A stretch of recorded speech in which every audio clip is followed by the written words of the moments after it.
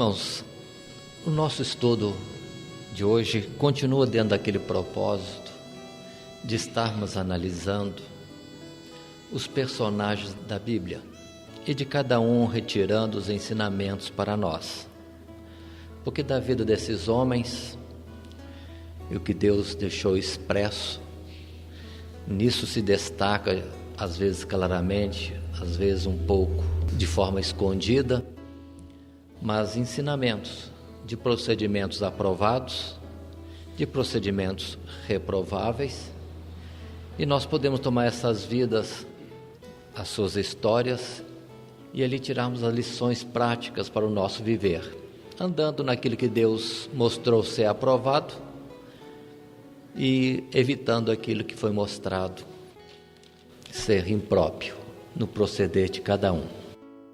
Como também nas próprias histórias, temos figura muitas vezes do próprio Senhor Jesus e assuntos de forma doutrinária, ensinamentos diretos da parte de Deus. E hoje estaremos estudando a vida de Abel. Gênesis capítulo 4, onde nós estaremos lendo e meditando progressivamente nesse assunto. Irmãos, observem que esta história de Abel é uma história muito curta, considerando o que dele é descrito, e praticamente encontramos em 7 versos.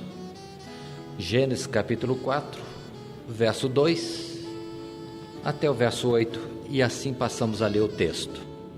E teve mais a seu irmão Abel, e Abel foi pastor de ovelhas, e Caim foi lavrador da terra.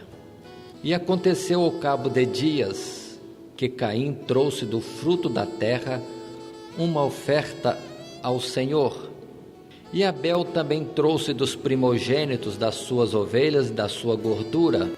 E atentou o Senhor para Abel e para a sua oferta, mas para Caim e para a sua oferta não atentou. E irou-se Caim fortemente e descaiu-lhe o seu semblante. E o Senhor disse a Caim: por que tiraste? Porque descaiu o teu semblante? Se bem fizeres, não haverá aceitação para ti? E, se não fizeres bem, o pecado jaz à porta, e para ti será o seu desejo, e sobre ele dominarás. E falou Caim com seu irmão Abel, e sucedeu que, estando eles no campo, se levantou Caim contra o seu irmão Abel e o matou. Poucos versos. Adão e Eva tiveram a Caim, em seguida a Abel. Abel foi pastor de ovelhas.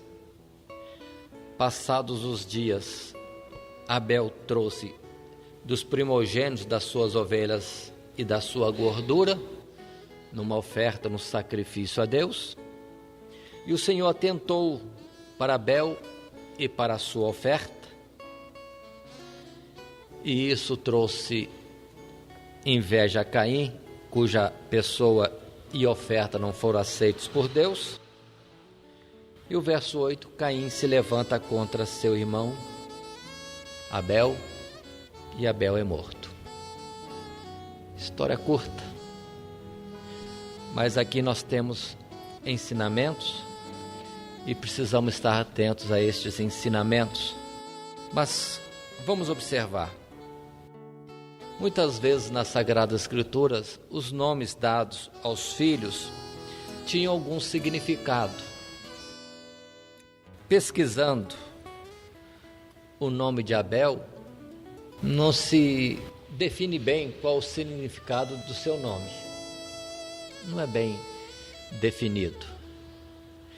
E os eruditos, na verdade, colocam posições, entendimentos diferentes, e nada é dito com alguma propriedade.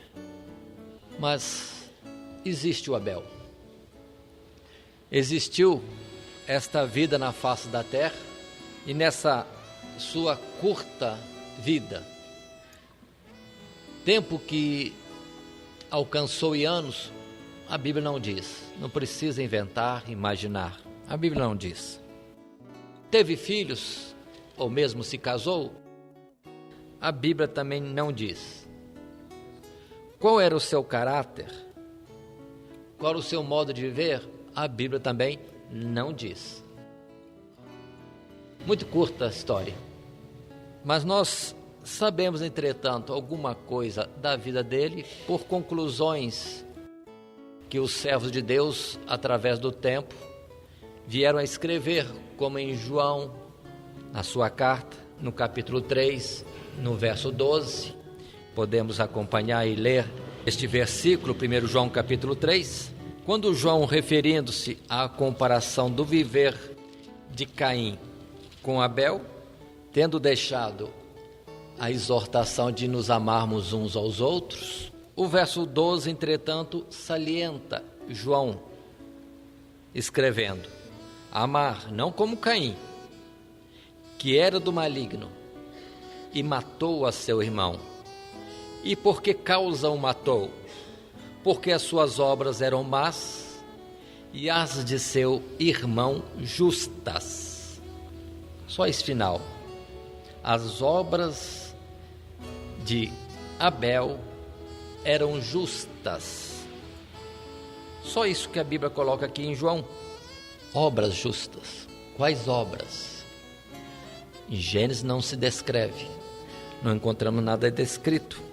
Entretanto, precisamos ir para Hebreus, no capítulo 11, e tirar mais alguma coisa dos ensinamentos espalhados pelas Escrituras.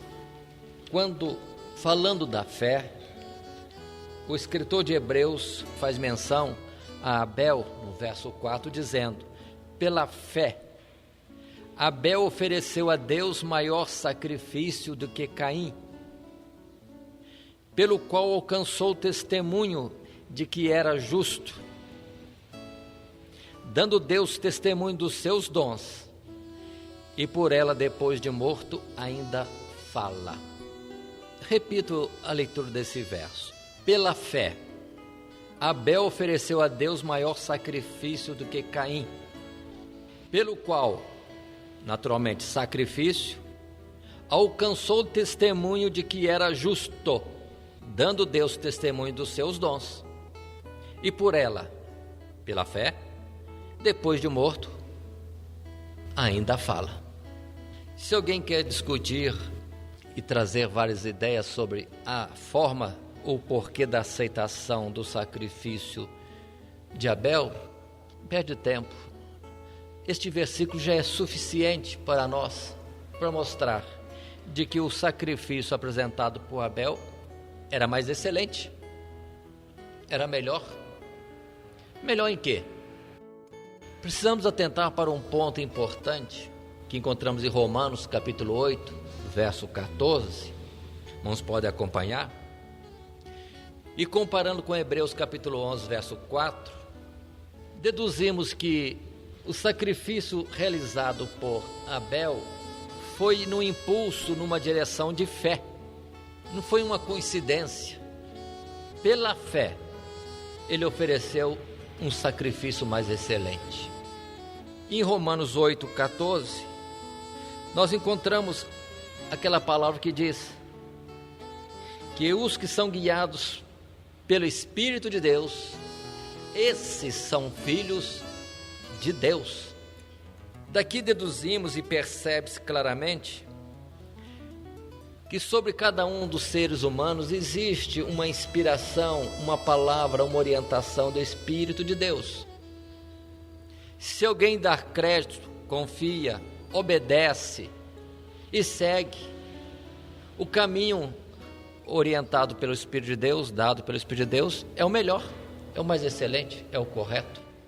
Em Gênesis capítulo 6, verso 3, lá no princípio, tem uma expressão de Deus que diz assim: não contenderá o meu espírito para sempre com o homem.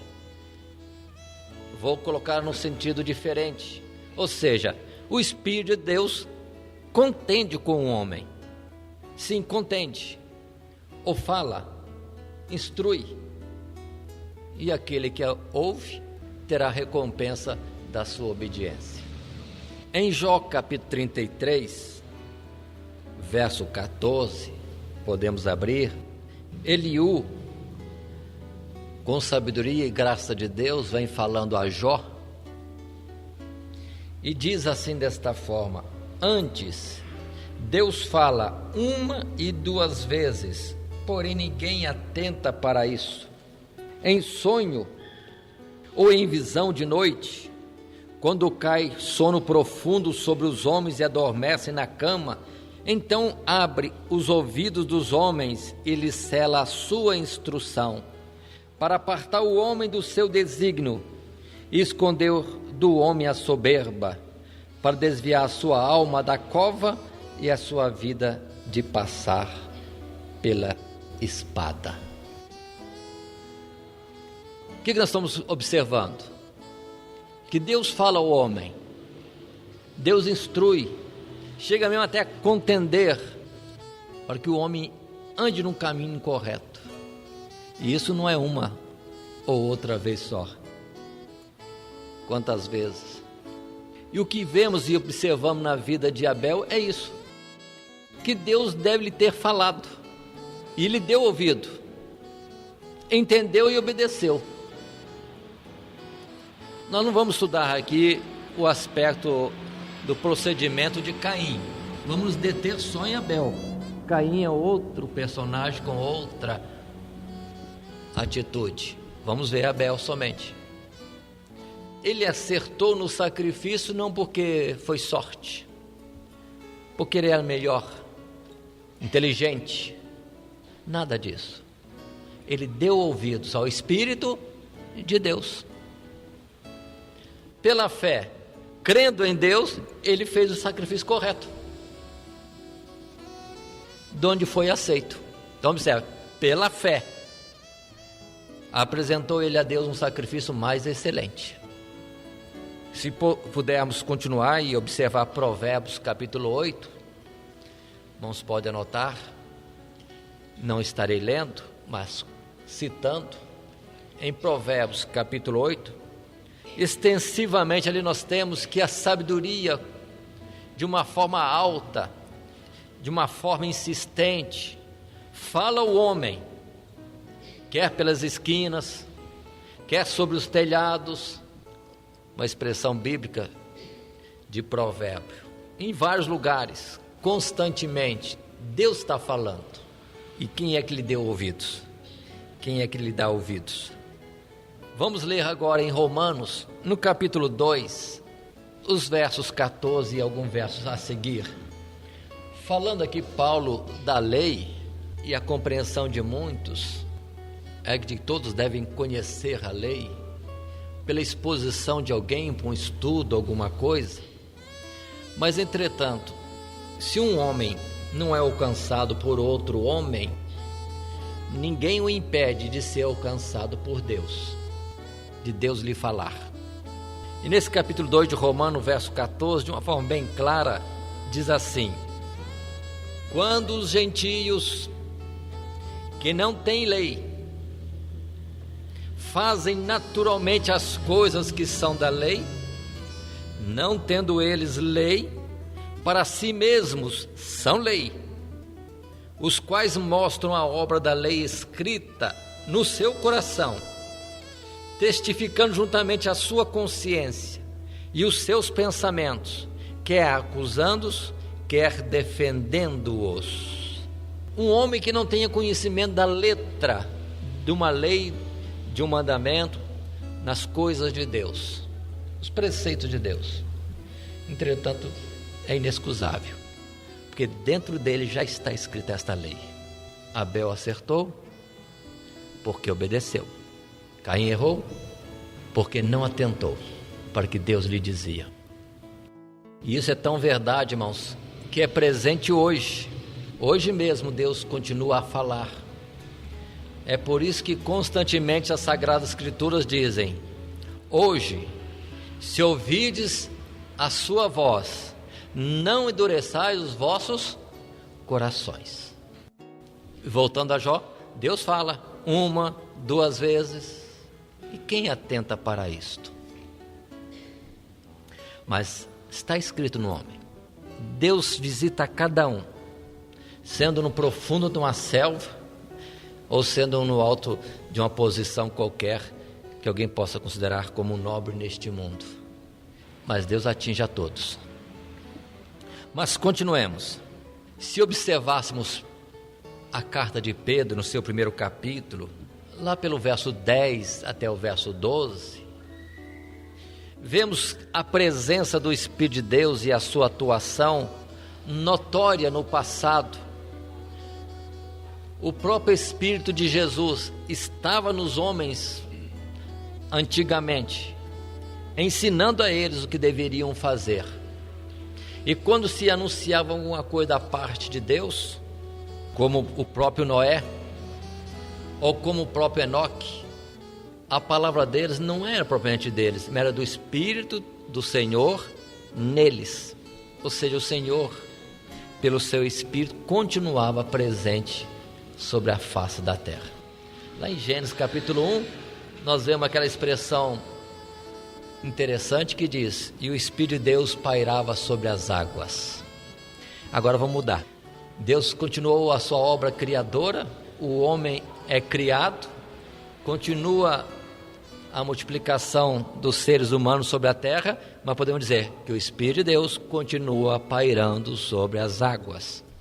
Não é como águas, elemento físico, mas os seres humanos, a multidão dos povos. Continua o Espírito de Deus operando sobre cada um dos seres viventes. E no particular do sacrifício, voltemos, o que tem de excelência no sacrifício de Abel foi justamente o fato de que, em obediência à direção de Deus, ele apresentou um sacrifício que é figura do sacrifício verdadeiro e que daria restauração a um homem caído da presença de Deus. Levítico capítulo 17, verso 11, irmãos, podem abrir. Está escrito: porque a alma da carne está no sangue, pelo que vou-lo tenho dado sobre o altar, para fazer expiação pela vossa alma, porquanto é o sangue que fará expiação pela alma. Abel entendeu isso? Eu creio que não.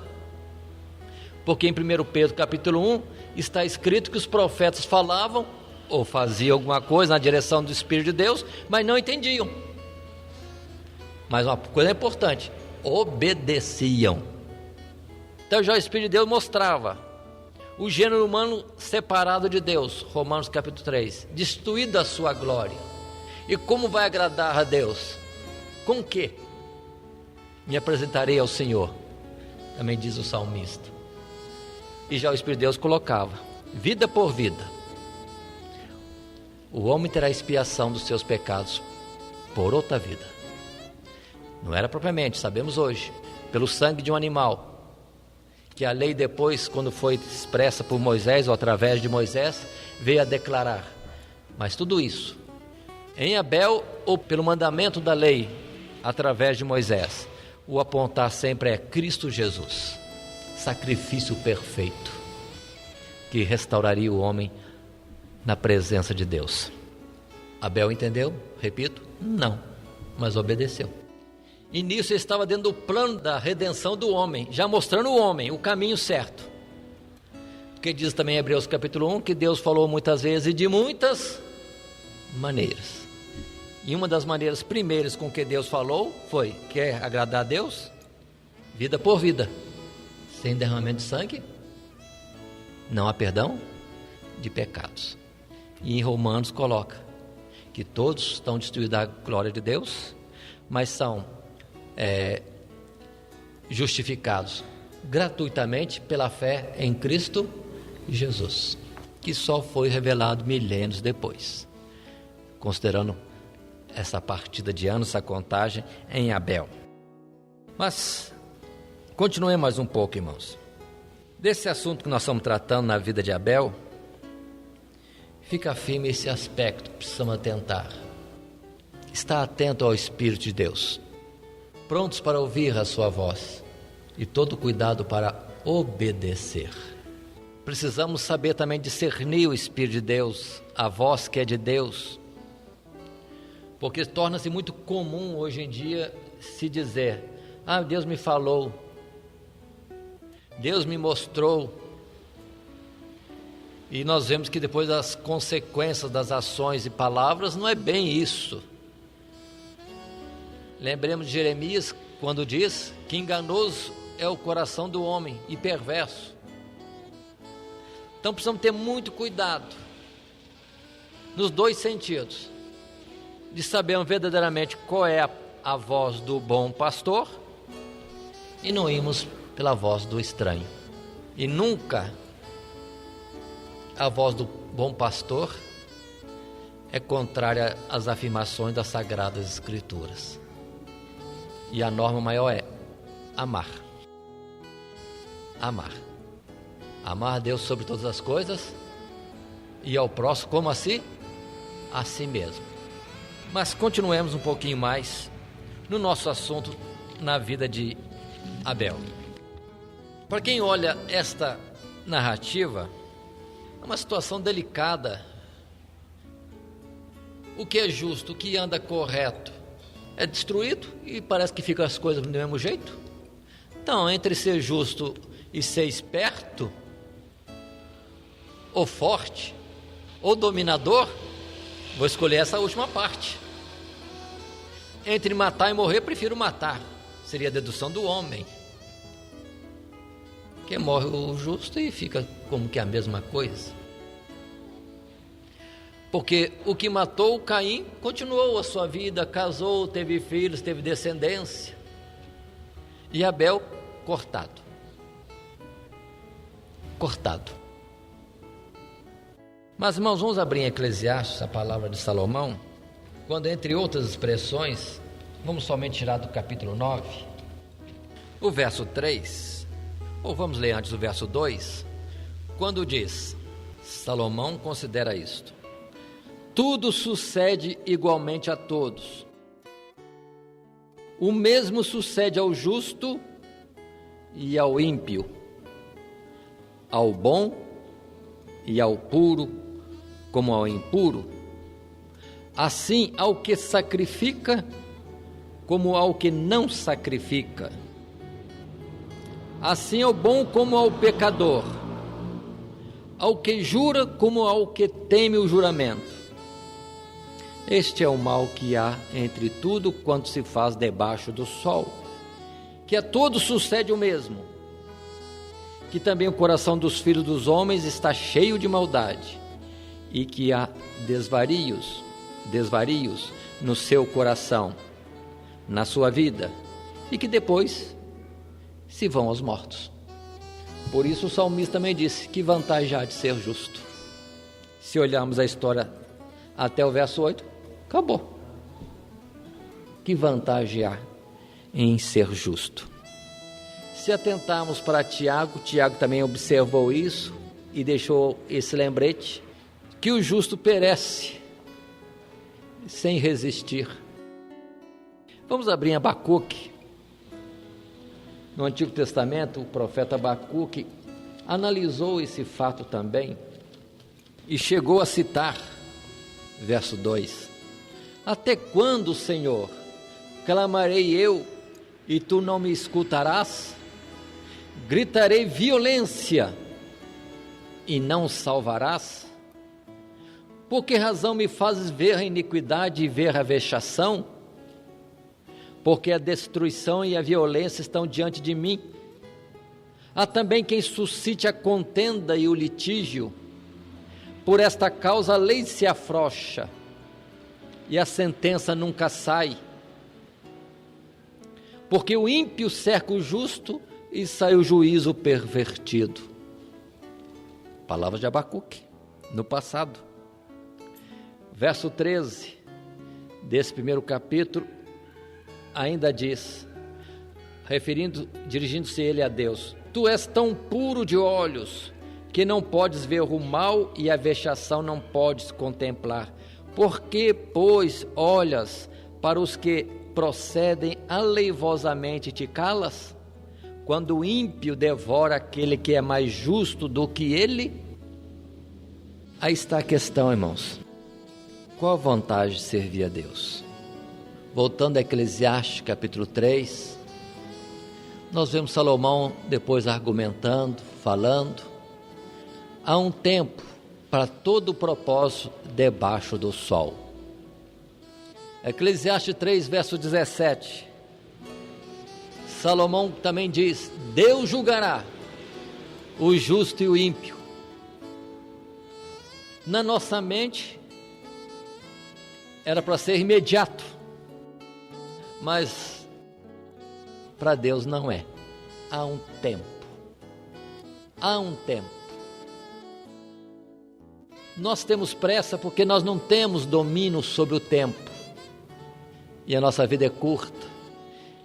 E também está escrito em sabedoria que a nossa ira não realiza a justiça de Deus.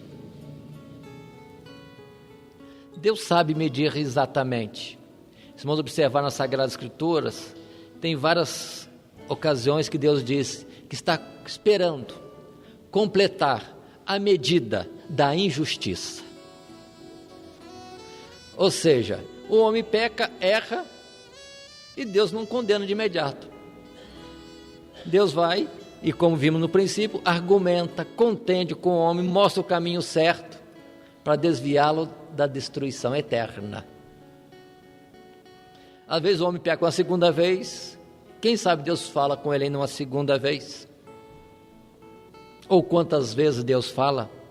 E Pedro falou que isso é a longanimidade de Deus, que espera que todos venham ao conhecimento da verdade e sejam salvos. Para nós, errou, paga. Para Deus, errou, arrepende-te. E há ainda oportunidade de salvação. Então, a visão de Deus é diferente do homem. Por isso é que as coisas vão acontecendo e parece ser tardia a atuação de Deus em juízo contra alguma maldade, algum mal que alguém realize, ou contra essa pessoa. Mas lembremos, Deus tem domínio total, irmão, sobre tudo. Deus tem domínio sobre o século, o milênio, a hora e o segundo e a fração de segundo. Nada lhe escapa. Por causa disso, ele não tem pressa. Ele sabe o que vai fazer. De muitas opções, ele já definiu qual o caminho que ele vai usar para cada ser humano. Ele sabe precisamente qual é a forma de trabalhar no homem, tanto em alguma recompensa para bem, alguma recompensa para mal. Então deixa Deus agir. E assim é que as coisas vão passando. Deus vai julgar. Vamos ver ainda Isaías 57, uma palavra de Isaías, verso 1, quando diz: perece o justo, e não há quem considere isso no seu coração. Perece o justo, e não há quem considere isso em seu coração. Continua, entretanto, e os homens compassivos são retirados, sem que alguém considere que o justo é levado antes do mal. Não estou entendendo isso aqui? A apresentação de Isaías? Aconteceu um mal ao justo, alguém se revolta. Não se revolte, considere. Tudo está na mão de Deus. Deus está, talvez, permitindo isso para livrar este justo de um mal maior que está à frente. Exemplo no povo de Israel. É tremenda atuação de Deus ali, é tremenda atuação de Deus ali. Porque Deus manda os exércitos invadirem Israel, em especial agora Judá, leva para cativeiro uma turma enorme, que deveria depois ficar no cativeiro chorando com saudade das suas casas, das suas famílias, etc. E Deus fala a Jeremias: figos bons são aqueles que eu levei para cativeiro. Mas Deus estava livrando-os do que viria sobre Jerusalém, sobre Judá, sobre Israel, por causa dos seus pecados. E a cidade, a nação foi totalmente arrasada, destruída, em males terríveis, em que diz a palavra que até as mães disputavam os filhos no que comeriam a seguir. o fruto do ventre, veio ser o alimento. Veio a ser o alimento. Terrível. Mas assim, Deus está sabendo agir. Deus é certo, correto em tudo que faz. Nós que às vezes não compreendemos, não consideramos as obras de Deus. Mas continuemos mais um pouco e vamos ver ainda em Provérbios capítulo 14, o verso 32, diz a palavra: pela sua malícia será lançado fora o ímpio será lançado fora, mas o justo, até na sua morte, tem esperança. Quem espera em Deus sabe que Deus é justo, que dará a recompensa correta a cada um, conforme as suas obras, então descansa. Até na morte há esperança. Vamos ver Provérbios capítulo 10, o verso 7, que diz o verso 7: a memória do justo é abençoada, mas o nome dos ímpios apodrecerá. Que quando se ouve a história de Abel, todo mundo considera como algo honroso, em especial pelo que depois vemos nas Sagradas Escrituras a respeito de Abel. Mas quando lembramos de Caim, que vergonha, que podridão. Cheira mal a história do ímpio, mas a história do justo, ainda que morra, que coisa boa é, a memória dele é abençoada. Continuemos mais um pouco, verso 25 desse capítulo 10: como a tempestade, assim passa o ímpio, mas o justo tem perpétuo fundamento. Qual o fundamento de Abel? Alguém diz, já passou? Não passou? O fundamento dele é perpétuo, dura para sempre. Vamos ver mais uma palavra em Salmos 112, verso 6, fala sobre o justo. Verso 6 diz: na verdade nunca será abalado, o justo ficará em memória eterna.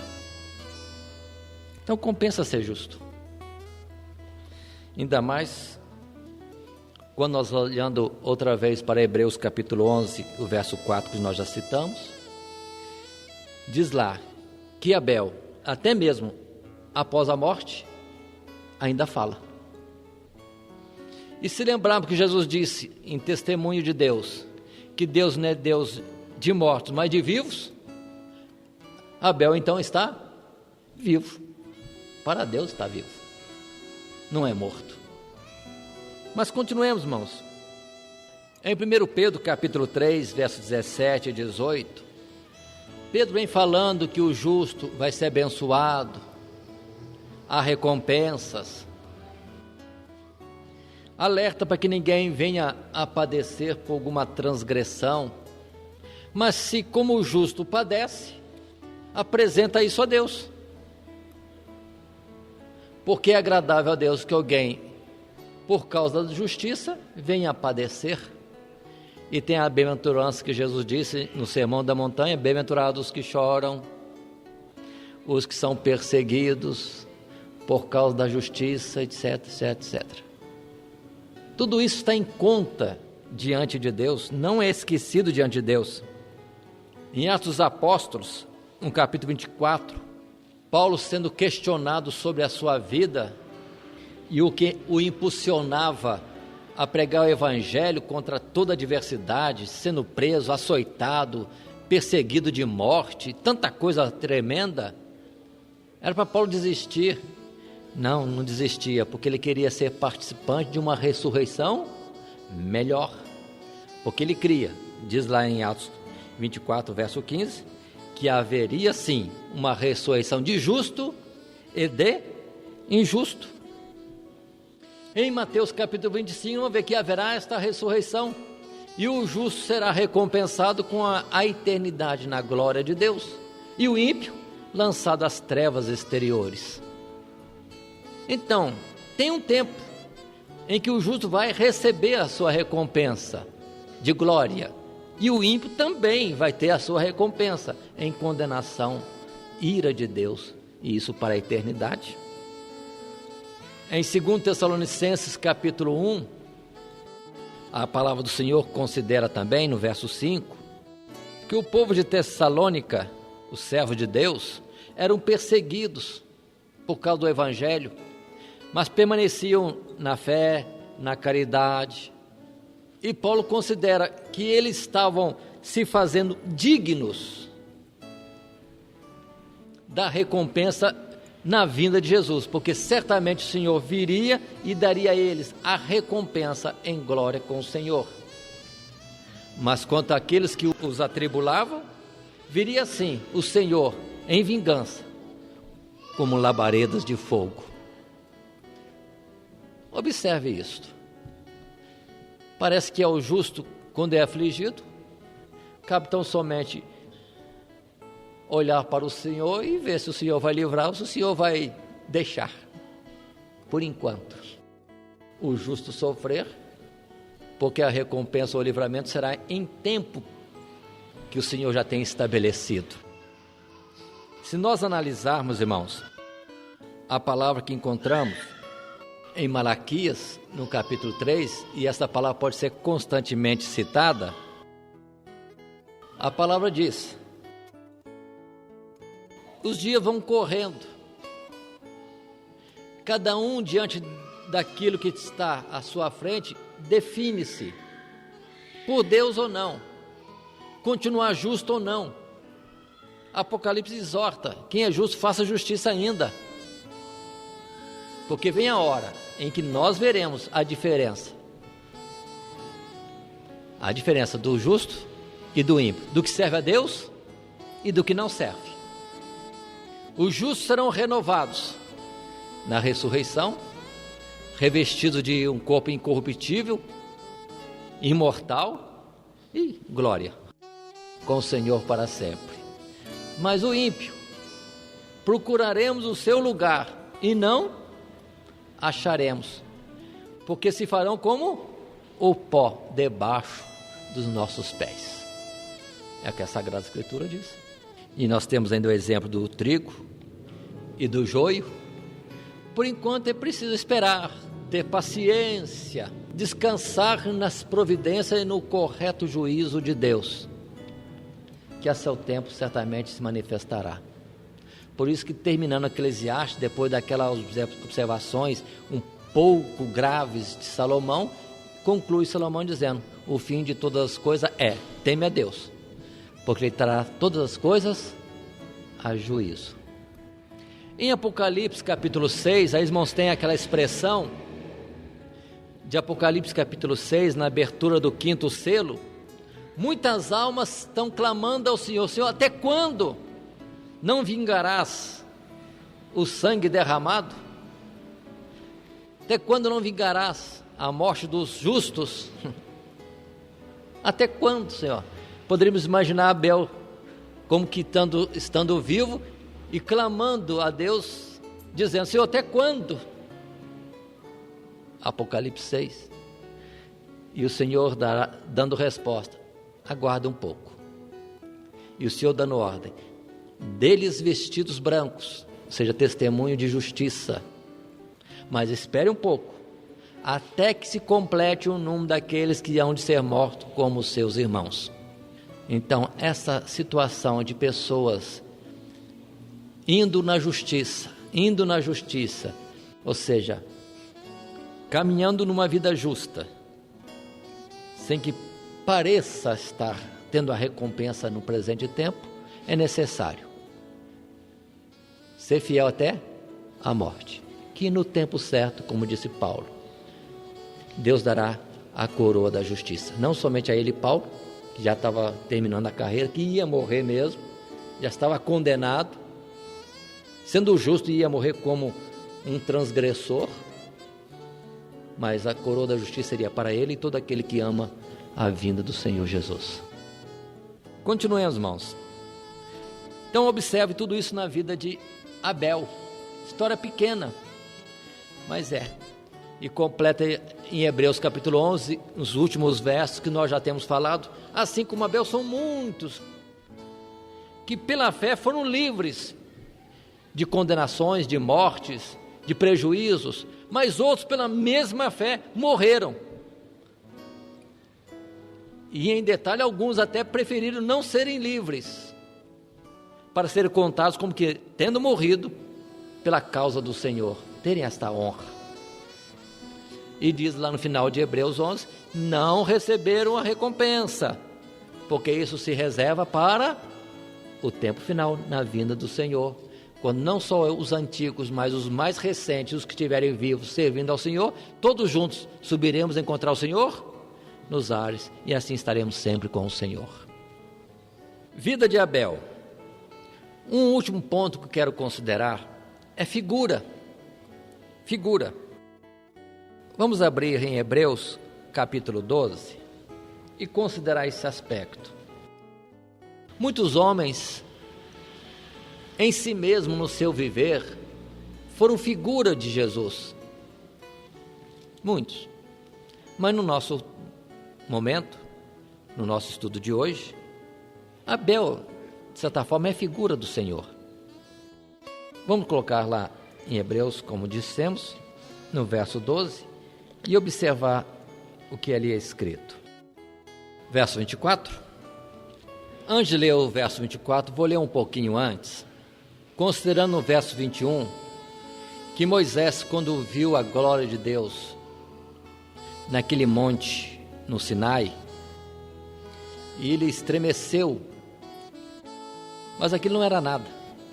Verso 22 diz, mas chegastes, não àquele monte no Sinai, mas ao monte de Sião, e à cidade do Deus vivo, à Jerusalém celestial e aos muitos milhares de anjos, à universal assembleia e igreja dos primogênitos que estão inscritos nos céus, e a Deus, o juiz de todos, e aos espíritos justos aperfeiçoados, e a Jesus, o mediador de uma nova aliança, e ao sangue da aspersão que fala melhor do que o de Abel. Então observe que a própria Escritura faz um paralelo do sacrifício de Jesus com o sacrifício de Abel. Aquele que apresentou a Deus um sacrifício mais excelente, Abel, no passado, comparado com seu irmão Caim. Mas nós temos em Abel a figura daquele, que é Jesus, que apresenta um sacrifício ainda muito mais excelente do que o de Abel, o sacrifício de si mesmo. Tanto quanto o sacrifício de Jesus é mais excelente do que o sacrifício das ovelhas, ou da ovelha de Abel, também a pessoa de Jesus é muito mais excelente do que a justiça que havia em Abel. Mas observe, fala-se de uma aliança, em Jesus uma melhor e excelente aliança, melhor do que a aliança de Abel, porque Abel fazia na figura, e Jesus fazia em si mesmo na realidade. Aí está a excelência de uma vida como a de Abel, servindo de figura para as coisas mais preciosas e excelentes de Deus. Mas continuamos, dentro dessa observação, Deus falava de muitas maneiras, e observe que o justo é perseguido por aquele que é injusto, ainda que irmão, e pelo seu irmão é morto. Outra vez figura, para depois nós vemos Zacarias falando de Jesus, e em espírito se perguntando que feridas são estas, e a resposta é, são as feridas com que foi ferido na casa de meus irmãos ou meus amigos. E em João capítulo 1 se fala bem claro, Deus amou o mundo de tal maneira, capítulo 3, mas agora capítulo 1, veio para o que era seu, e os seus não receberam. Depois, diante de Pilatos, o acusam de diversas formas, querendo matá-lo a qualquer preço e sob qualquer pretexto. E Pilatos observa, inveja. Que mal fez Jesus? Nada, mas pela sua justiça causou inveja naqueles que eram maus, tal qual Caim também, cheio de inveja, porque o seu sacrifício, sua pessoa não foram aceitos, e se levanta contra o seu irmão, que nada tinha com ele, mal nenhum. Talvez eu tivesse em grande conta como irmão mais velho. Entretanto, aí está essa situação. Na palavra nós vemos, Jesus não resiste, Abel não resistiu. E dessa forma nós temos muitas figuras, que é para o nosso tempo e nossa vida. Não correspondemos ao mal com o mal, mas respondemos ao mal com o bem. Sempre, sempre, sempre. A recompensa será do Senhor, não é de pessoa alguma na face da terra. Voltando, irmãos, a Hebreus capítulo 11, verso 4, nós lemos no princípio, voltamos a ler, quando diz: pela fé Abel ofereceu a Deus maior sacrifício do que Caim, pelo qual alcançou o testemunho de que era justo, dando Deus testemunho dos seus dons, e por ela, depois de morto, ainda fala. Se nós abrirmos em Mateus, podemos abrir nossas Bíblias, capítulo 23, para não vermos que as coisas estão como que esquecidas. Não estão esquecidas. Jesus, falando aos escribas e fariseus, falou nesse aspecto: a de vós, escribas e fariseus hipócritas, pois que edificais o sepulcro dos profetas e adornais os monumentos dos justos. Isso está no verso 29. E agora 30, e dizeis: se existíssemos no tempo de nossos pais, nunca nos associaríamos com eles para derramar o sangue dos profetas.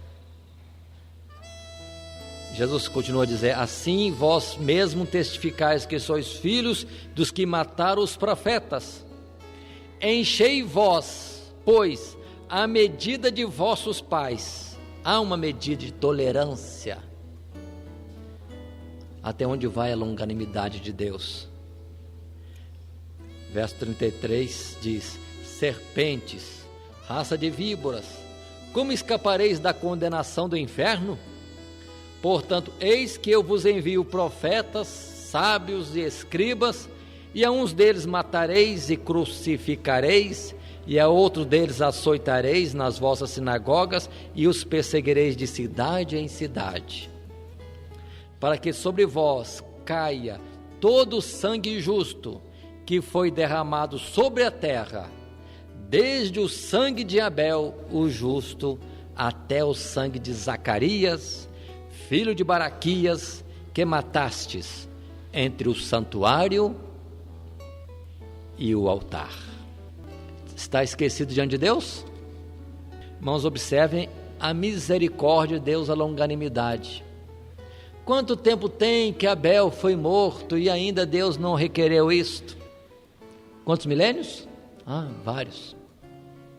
E o Senhor citou até Zacarias, porque era o último profeta, um dos últimos profetas do Antigo Testamento, que naturalmente também foi morto, ainda que a Bíblia não registre a morte de Zacarias, filho de Baraquias, mas Jesus disse, referiu-se a ele. Desde o primeiro no Antigo Testamento e o último no Antigo Testamento, não estão esquecidos. E Jesus não poderia falar que eles não iriam entender, que logo se somaria o sangue dele mesmo, Jesus, que seria derramado de forma injusta. E depois de Jesus, os séculos têm passado, já são praticamente 2 milênios, e Jesus parece que não veio ainda requerer essa injustiça toda, mas é a misericórdia de Deus. Se fosse para nós bater no peito assim, se eu tivesse um tempo, Jesus não ia crucificar Jesus, fecha essa boca, pede misericórdia, porque se você estivesse lá, seria um deles. Na verdade, nós somos um deles, porque as nossas transgressões, as nossas iniquidades é que vieram a moer a Jesus na cruz do Calvário, porque ele morreu não só por os que foram antes, mas por todos, inclusive nós. Por antecipação, ele já estava perdoando, pagando pelas nossas faltas.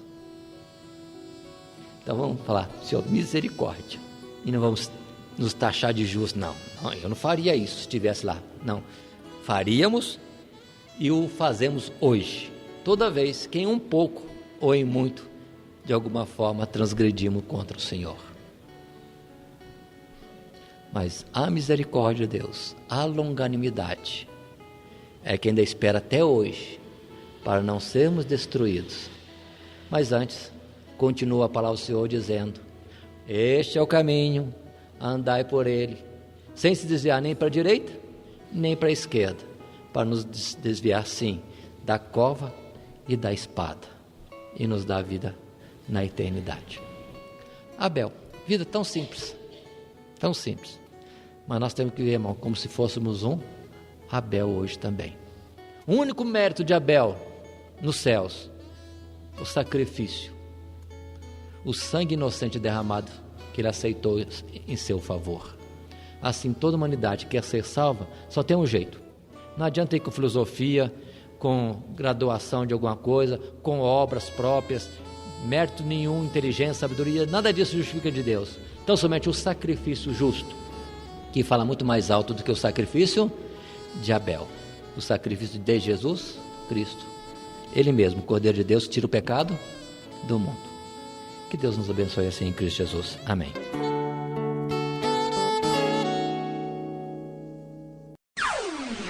Todo dia, toda hora, muito mais prazer em ouvir. Radionet Grata Nova.